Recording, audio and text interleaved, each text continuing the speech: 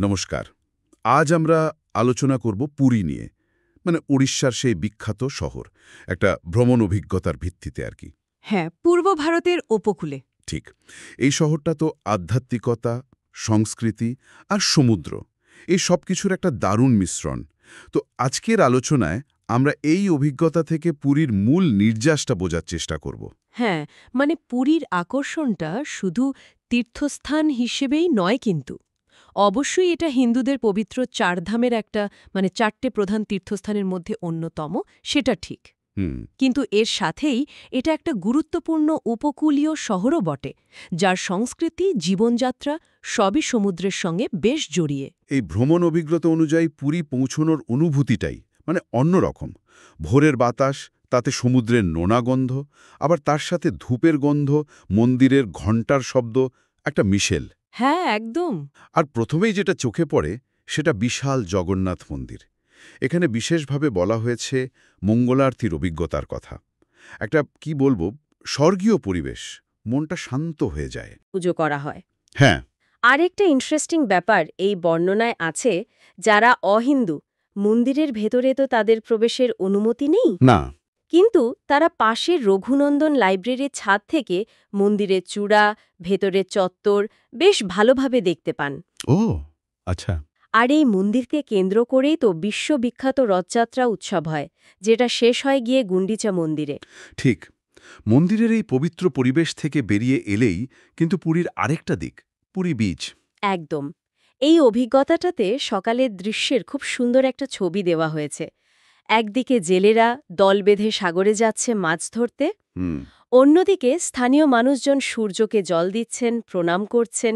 দিনের বেলা সোনালি বালিতে বসে ডাবের জল খাওয়া, বাচ্চাদের হইচই দেখা, বেশ একটা শান্তির আমেজ। আর এই শান্ত পরিবেশের মধ্যেই কিন্তু একটা জীবন্ত অর্থনীতি জড়িয়ে আছে, তাই না? হ্যাঁ, তা তো বটে। এই অভিজ্ঞতা থেকে যেমন জানা যায়, এখানকার জেলেদের মাছ ধরার কিছু পদ্ধতি বহু পুরনো, মানে শতাব্দী ধরে প্রায় একই রকম চলে আসছে। তাই নাকি? হ্যাঁ, এটা কিন্তু প্রাচীন ঐতিহ্যকে আজকের অর্থনীতির সাথে সরাসরি জুড়ে দেয়। শুধু তাই নয়, সৈকতের কাছেই যে সড়কদার মার্কেট, সেটাও বেশ জমজমাট। ঠিক। ওই মার্কেটটার কথা মনে আছে। সেখানে কত কি পাওয়া যায়, শাঁখের জিনিস, সুভেনিয়ার। হ্যাঁ, শাঁখের কাজ। আর ওই যে রং বেরঙের পিপলাই অ্যাপ্লিকের কাজ, মানে এক কাপড়ের ওপর অন্য রঙিন কাপড়ের টুকরো দিয়ে নকশা করা, খুব সুন্দর দেখতে। ঠিক। আর ওড়িশার তাঁতের শাড়িও তো আছে। অবশ্যই। আর মিষ্টির মধ্যে ওই বিখ্যাত খাজা, চেখে দেখার মতো জিনিস। এই বাজার, এই মাছ ধরার দৃশ্য, এগুলোই দেখায় যে পুরীতে কিভাবে আধ্যাত্মিকতার পাশাপাশি দৈনন্দিন জীবনটাও সমান তালে চালে। হুম। একদিকে মন্দিরের ওই পবিত্রতা, ভক্তি, অন্যদিকে সমুদ্র তীরের এই কর্মচঞ্চলতা, স্থানীয় সংস্কৃতি, অর্থনীতি, এই দুটো দিক মিলেই পুরীর আসল ছবিটা তৈরি হয়। ঠিক বলেছেন। আচ্ছা, পুরীর আশেপাশে ঘোরার জন্যও তো দারুণ সব জায়গা আছে। হ্যাঁ, কয়েকটা তো খুবই বিখ্যাত। যেমন ধরুন কোণার্ক সূর্য মন্দির। এখান থেকে তো খুব বেশি দূরেও নয়, তাই না? ঘণ্টাখানেক লাগে বোধহয়। হ্যাঁ, ওই রকমই। UNESCO world heritage site. আর সূত্রটা বলছে এর স্থাপত্যশৈলী অবিশ্বাস্য। পুরো মন্দিরটাই পাথরের তৈরি একটা বিশাল রথ। হ্যাঁ, রথের আদলে গড়া। আর চাকাগুলোর নকশা, মানে বলা হয় ওগুলো নাকি সূর্যঘড়ি হিসেবে কাজ করত। কি দারুণ ভাবনা! প্রাচীন ভারতের কারিগরি বিদ্যার একটা অসাধারণ নিদর্শন। নিঃসন্দেহে কোণার্কের এই স্থাপত্য শুধু যে বিশাল তাই নয়, এর গায়ে যে সূক্ষ্ম কারুকার্য, সেটাও দেখার মতো। ভারতের সমৃদ্ধ ঐতিহাসিক স্থাপত্যের একটা খুব গুরুত্বপূর্ণ উদাহরণ এটা। আর আরেকটা দারুণ জায়গা হলো চিলিকা হ্রদ। এশিয়ার সবচেয়ে বড় নোনা জলের হ্রদ, তাই তো? ঈষৎ লবণাক্ত, হ্যাঁ, ব্র্যাকিশ ওয়াটার লেক। এখানে শান্ত হ্রদের জল এসে মিশছে উত্তাল বঙ্গোপসাগরের সাথে। এই বৈপরীত্যটাই দারুণ লাগে। ঠিক। এখানকার বোটিংয়ের অভিজ্ঞতাটাও নাকি অন্যরকম। ভাগ্য ভালো থাকলে ইরাবতী ডলফিনও দেখা যায়। হ্যাঁ, দেখা যায়। আর শীতকালে পরিযায়ী পাখিদের জন্য তো চিলিকা স্বর্গরাজ্য, প্রচুর পাখি আসে। ও, চিলিকার এই প্রাকৃতিক গুরুত্ব কিন্তু অনেক।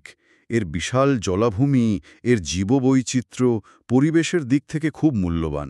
আসলে পুরীর মূল আধ্যাত্মিক আর সাংস্কৃতিক অভিজ্ঞতার সাথে কোণার্কের ইতিহাস আর চিলিকার প্রকৃতি, এই সবটা মিলেমিশে একটা সম্পূর্ণ ছবি তৈরি করে। ভ্রমণ বৃত্তান্তটার শেষে আবার জগন্নাথ মন্দিরে ফিরে আসার কথা বলা হয়েছে, মানে শেষ দিনে আবার প্রভুর দর্শন আর গুন্ডিচা মন্দির দর্শন, যেন একটা বৃত্ত সম্পূর্ণ হলো। ঠিক, পুরী সত্যি মনে একটা গভীর ছাপ ফেলে যায়। ঐতিহ্য, ভক্তি আর ওই উপকূলীয় জীবন সব মিলিয়ে একটা অদ্ভুত মিশ্রণ। আর এই যাত্রার শেষ পাতে ছিল ওড়িয়া থালির স্বাদ। আহ, ওড়িয়া থালি! হ্যাঁ, তাতে ছিল ডালমা, ভাত, বেগুন ভর্তা আর অবশ্যই ওড়িশার বিখ্যাত রসগোল্লা। একেবারে নিখুঁত সমাপ্তি। এই পুরো অভিজ্ঞতা থেকে পুরীর যে একটা বহুমাত্রিক ছবি আমরা পেলাম, সেটা সত্যিই খুব আকর্ষণীয়। একদিকে যেমন গভীর আধ্যাত্মিক টান, চারধামের মাহাত্ম্য, হুম, অন্যদিকে তেমনই প্রাণবন্ত সমুদ্র সৈকত, স্থানীয় সংস্কৃতি, ঐতিহাসিক স্থাপত্য, প্রকৃতির শোভা, সব মিলিয়েই পুরী জায়গাটা এত অনন্য। হুম। তাহলে আজকের আলোচনা থেকে আমরা পেলাম জগন্নাথ মন্দিরের ওই শান্ত কিন্তু গম্ভীর পরিবেশটা, পুরী বিচের প্রাণবন্ত সকাল, আর স্থানীয় বাজার যেখানে ঐতিহ্য আর অর্থনীতি একসাথে চলছে। হ্যাঁ, কোমার্কের সেই বিস্ময়কর স্থাপত্য, যেখানে পাথরগুলো যেন কথা বলে, আর চিলিকার শান্ত প্রকৃতি আর ডলফিন, সব মিলিয়ে পুরীর একটা বিশেষ অনুভূতি আছে। ঠিক। ভ্রমণের জন্য অক্টোবর থেকে ফেব্রুয়ারি মাসটা বেশ ভালো সময় বলা হয়েছে এই অভিজ্ঞতায়, আর রথযাত্রার সময় যেতে চাইলে জুন-জুলাই মাস। শেষে একটা ভাবনা মনে আসছে। এই যে পুরীর মতো তীর্থস্থানগুলো, এগুলো তাদের প্রাচীন ঐতিহ্য, গভীর আধ্যাত্মিক বিশ্বাস, এই সব কিছুর সাথে আজকের দিনের এই দ্রুত বদলাতে থাকা আধুনিক পর্যটন ব্যবস্থাকে কিভাবে এত ভালোভাবে মিলিয়ে নেয়। এটা একটা ভালো প্রশ্ন। অথবা এটাও ভাবার মতো যে কিভাবে একটা উপকূলীয় শহরের দৈনন্দিন জীবনযাত্রা, তার অর্থনীতি, তার সংস্কৃতি, সব কিছুই সেখানকার মানুষের বিশ্বাসের সাথে এমন ওতপ্রোতভাবে জড়িয়ে থাকে। এটা সত্যিই ভাববার বিষয়।